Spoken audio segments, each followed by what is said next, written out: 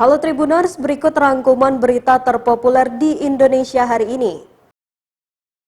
Berita pertama, kegiatan ritual kelompok tunggal Jati Nusantara yang diadakan di Pantai Payangan, Kecamatan Ambulu, Jember pada Sabtu 12 Februari 2022 malam menyisakan trauma bagi Painah dan Mait.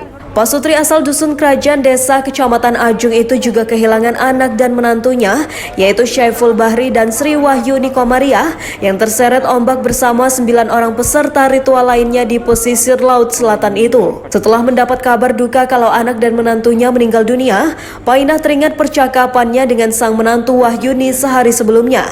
Selain itu, Sri juga bercerita kepada Painah kalau ia bermimpi. Dalam mimpinya, Sri mengaku melihat orang membawa keranda mayat di samping rumahnya. Painah dan suaminya Mait tidak pernah tahu keterlibatan Syaiful dan menantunya dalam kelompok tunggal Jati Nusantara, sebab keduanya tidak pernah bercerita tentang kegiatan pengajian di kelompok tersebut. Sehari-hari sang anak bekerja sebagai sales, sedangkan menantunya ibu rumah tangga. Sementara anak sulung pasangan Syaiful, Sri Siti Amelia Malik, menuturkan sebenarnya sang ibu sudah tidak mau ikut ritual itu. Dalam keluarga itu hanya anak-anak Syaiful yang mengetahui kegiatan pengajian kelompok tersebut, sebab sang anak kerap diajak ikut pertemuan, juga beberapa kali ritual. Berita kedua, kemacetan parah terjadi akibat longsor di 2 titik berdekatan di kilometer 16 hingga 18 Jalan Raya Trenggalek Ponorogo pada Senin 14 Februari 2022 dini hari. Sampai pagi ini petugas gabungan masih berjibaku menyingkirkan material tanah, bebatuan dan pohon dari jalan raya. Saat longsor terjadi, material menutup seluruh ruas jalan. Kini sebagian ruas jalan mulai bisa dilewati, tapi motor yang melintas harus bergantian dari tiap arah. Para pengemudi juga harus ekstra berhati-hati karena masih banyak material longsor yang memenuhi jalan raya itu.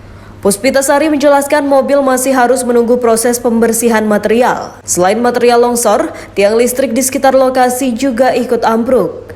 Akibatnya listrik di sekitar tempat kejadian masih padam.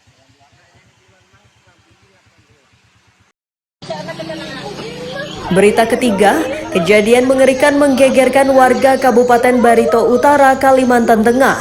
Seorang perempuan warga Jalan Kiai Charma Guna, Kelurahan Lahei 2, Kecamatan Lahei, membunuh anak kandungnya yang baru berusia 3 tahun pada Sabtu 12 Februari 2022. Dari bekas luka, kemungkinan perempuan itu menggunakan senjata tajam ke arah leher anak kandungnya yang berjenis kelamin perempuan.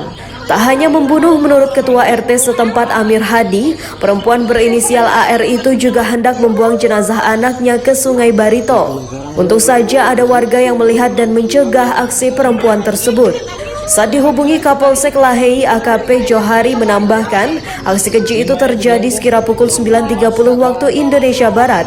Dia juga mengatakan berdasar keterangan sejumlah warga dan keluarga, perempuan itu memiliki riwayat gangguan jiwa sejak 2019.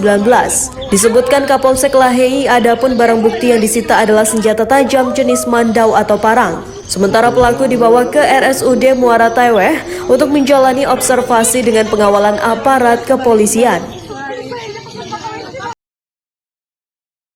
Berita keempat, Ganjar Pranowo kembali mendatangi Desa Wadas, Purworejo, Jawa Tengah pada Minggu 13 Februari 2022. Kali ini Ganjar datang tanpa pengawalan aparat kepolisian. Kedatangan Ganjar ini bertujuan untuk meminta maaf kepada warga terkait dengan kisruh pengukuran lahan tambang di Desa Wadas pada Selasa 8 Februari 2022. Saat tiba di Masjid Nurul Huda, Ganjar langsung disambut ratusan warga Wadas. Sejumlah warga tersenyum dan menyapa Ganjar dengan ramah.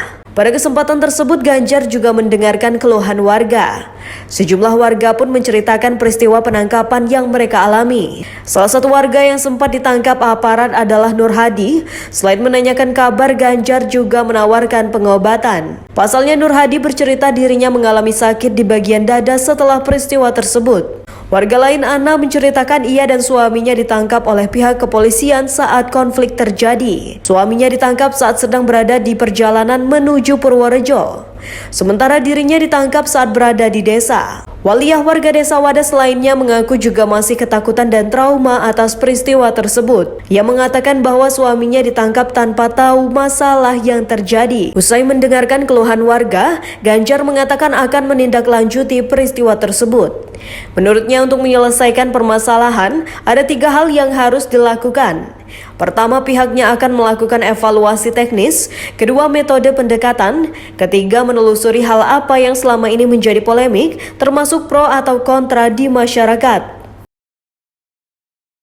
Demikian berita populer hari ini, simak terus update berita terkini di YouTube dan Facebook Tribun Jambi.